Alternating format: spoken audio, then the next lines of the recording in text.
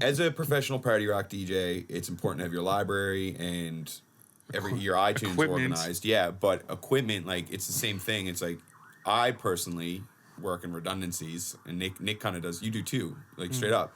So at Confusion, and we eventually will do rundowns of this, but at Confusion, Nick uses two CDJ 2000 Nexuses from Pioneer, a DJM 900 Nexus. 900 Nexus. This essentially they have Pioneer. The full setup. Yeah, Pioneer has the new Nexus 2 setups, and the one we have at Confusion Nightclub is the last model.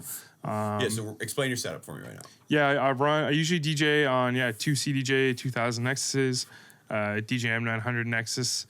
I run HID mode. And what's HID mode? Essentially, you run a USB cable from the back of the CDJ. It has numerous ports, your regular like audio RCA cables, your digital, and then it has a USB port at the end.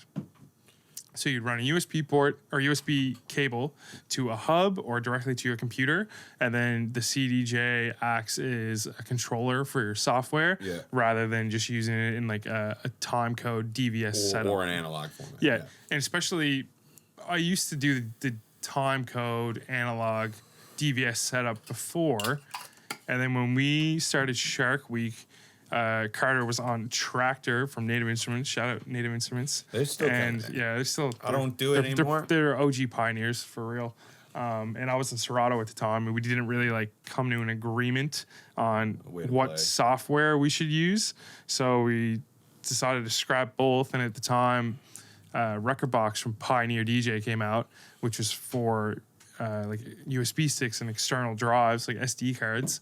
And we started DJing on that. Which is what, for most, for most people's information, that's what, like, Martin Garrix and all those cats you see in Vegas and stuff are typically doing. Like, when you see a DJ without a computer, they're usually using a USB stick on some analog equipment. So they just come in, plug it in, and just play. And that's what Nick's talking about right now.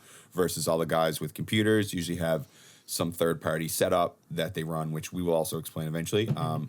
And majority of the Pioneer gear, like the industry standard of nightclub equipment, like the CDJ 2000s, are designed for USBs and Rekordbox.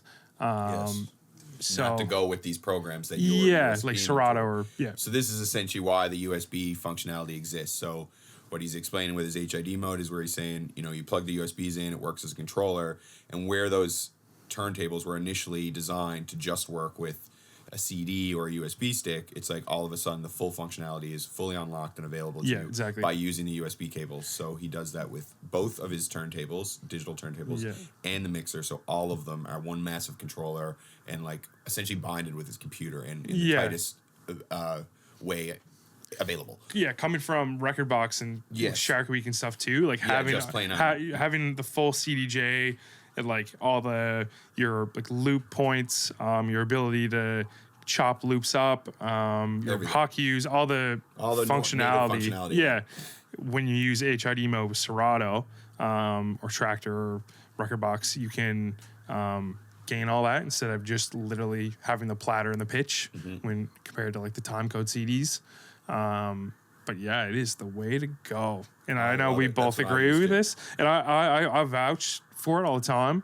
Like a couple other friends of ours who play in the nightclubs, they're still on the time codes, whatever you're comfortable with.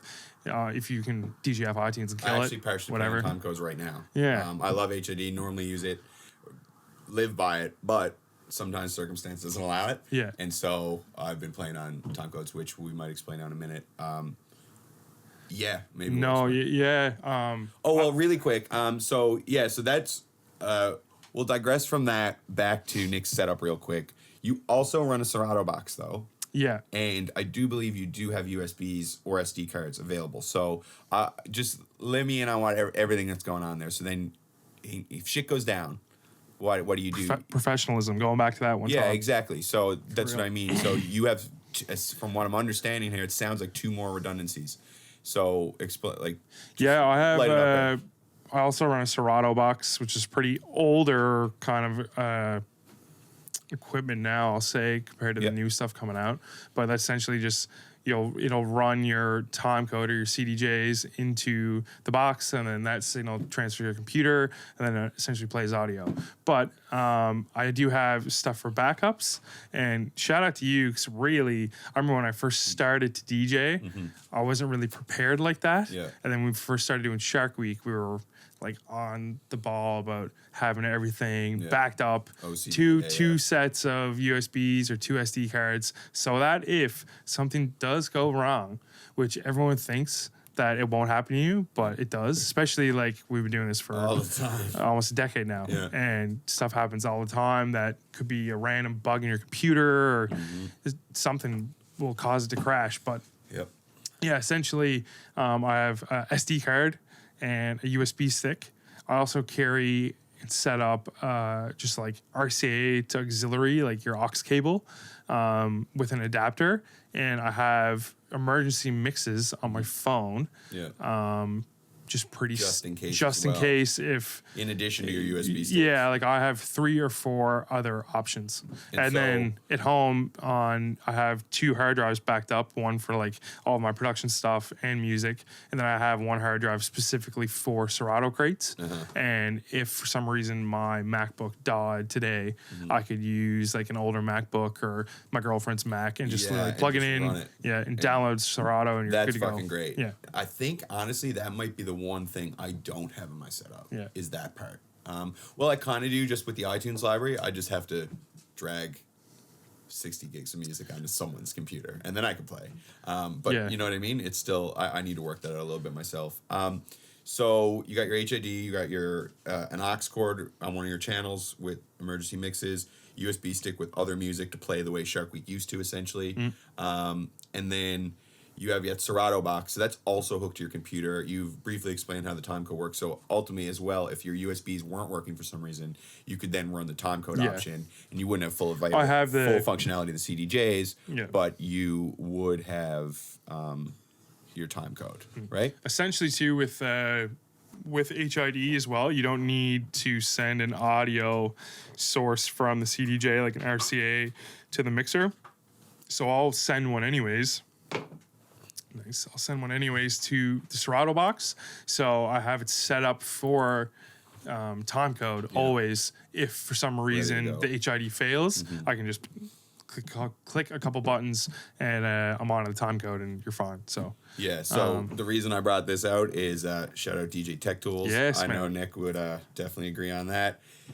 We both have the newer version MacBooks, so they only run USB-C. So people are also wondering, like, if you have a newer MacBook, you got to get those hubs and or adapters. And adapters just to use your equipment. But it's like, that may be true, but as a bunch of DJs we've spoken to from our experience over the years, or the last couple of years, and Nick's experience, some real professionals too. Yeah, real ass professionals, like Red Bull 3-star winners, this and that.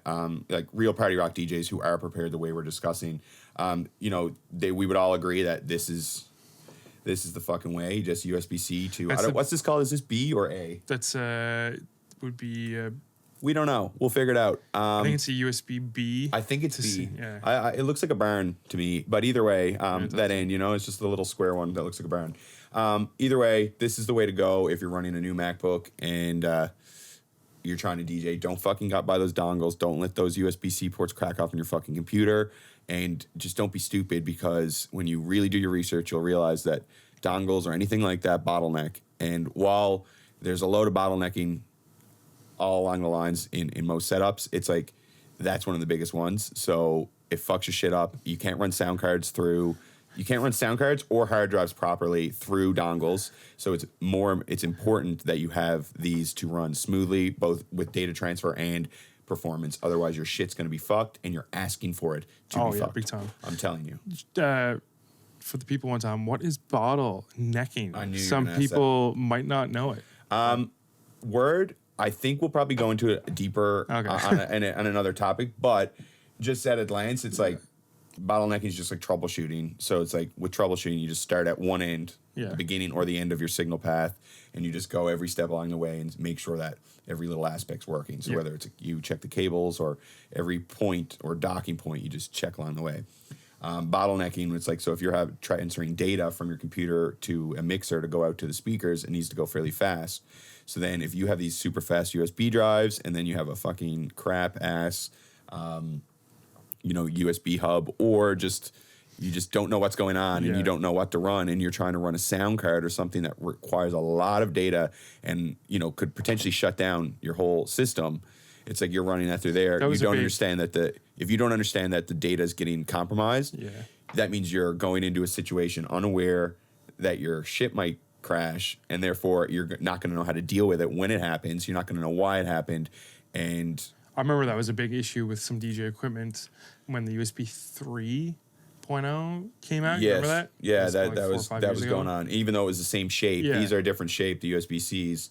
But yeah, no, I remember that. Yeah. That was garbage. But yeah, so you just want to be able to troubleshoot. That's very important. But if knowing what bottlenecking is ultimately useless if you can't troubleshoot. Yeah.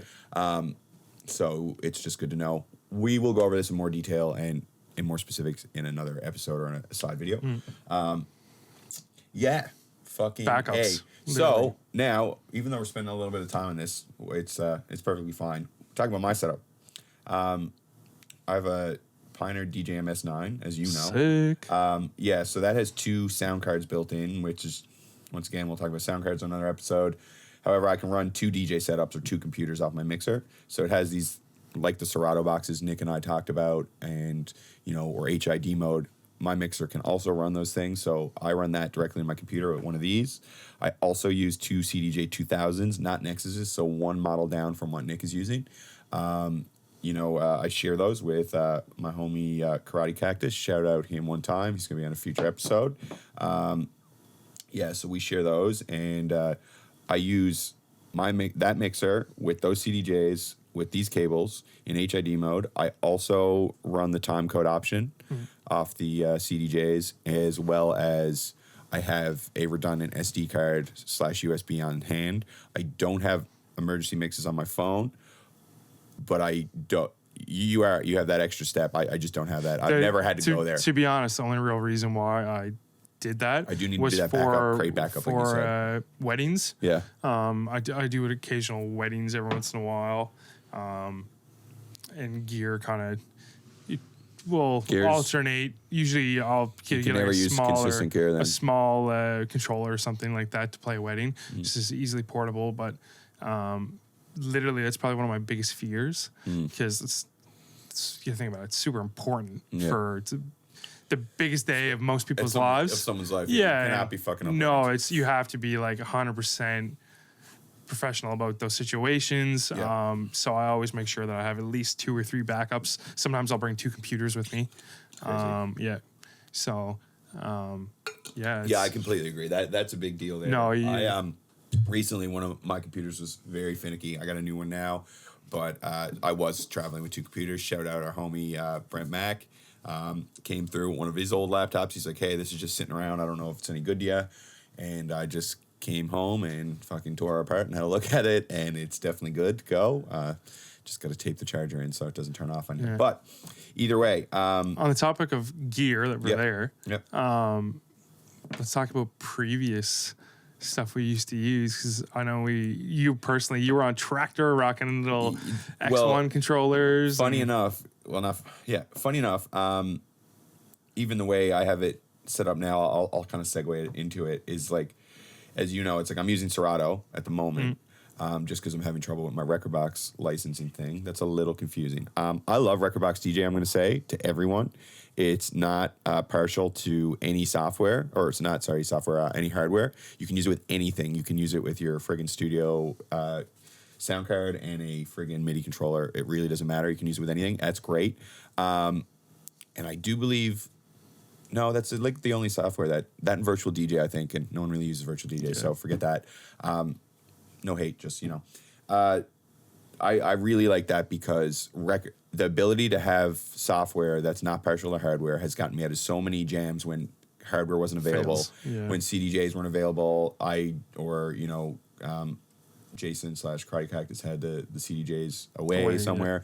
There's definitely like scenarios where you want to be able to not be like, oh shit, if I don't have this $2,000 CD player, I'm fucked.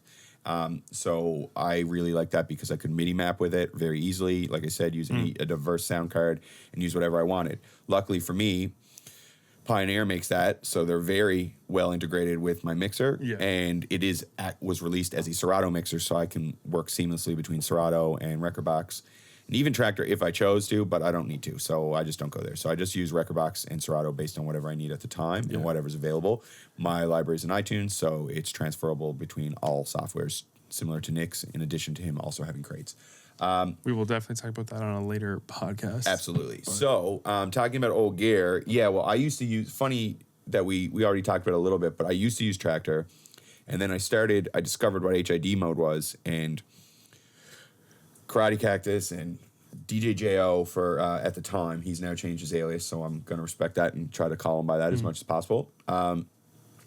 At the time, us and a couple of our business partners who were running a festival together, we bought some CDJ 2000s, like a full Nexus setup. And so I was able to take that home and mess with that. I remember. Yeah, of course you do. But so I was running that with Traktor, with all my Traktor controllers all at once. I was using my Traktor S4, and then I'd put the two CDJ 2000s on the side, and then I'd set up my machine and just fucking have that ripping. Just all the total gearheads, DJ gearheads, they would have been frothing. When you seen that setup. Plus, then our homie Ben Hamill, he's another fucking gearhead. Yeah, gear geek. So. Shout out Ben, he'll be on one of these days. But that was dope. And then I'd go get a mixer and then switch out the S4 and then run the mixer and run that in HID and learn that. So next thing I know, I could see my waveforms on the turntables and this and that. And that just was a fucking laugh. And I really did like the idea of I've always even though I mostly played house and just dance music or EDM or party rock and whatever, I've always we've both always loved fucking those routines, craze, and scratch basses.